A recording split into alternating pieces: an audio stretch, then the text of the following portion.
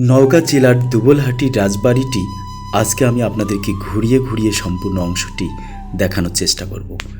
নওগাঁ জেলার সদর থেকে প্রায় 6 কিলোমিটার দূরে অবস্থিত এই রাজবাড়িটি 1950 সালে জমিদারি প্রথা বিলুপ্ত হওয়ার পর এই জমিদার বংশের সদস্যরা ভারতে চলে যান এবং তারপর থেকে বাড়িটি পরিত্যক্ত হয়ে পড়ে।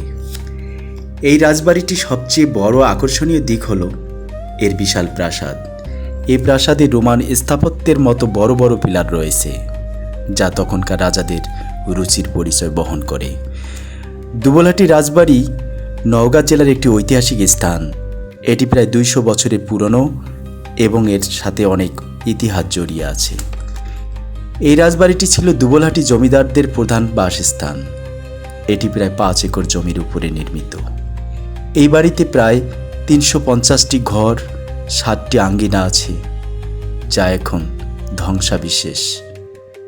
এছাড়া এখানে দিঘি, মন্দির, স্কুল, দাতব্য চিকিৎসালয় এবং 16 চাকার একটি বিশাল বড় রথ ছিল বলে জানা যায়। রাজবাড়িটির অনেক অংশ ভেঙে পড়েছে এবং সেগুলো গাছপালা ও আগাছায় ঢাকা।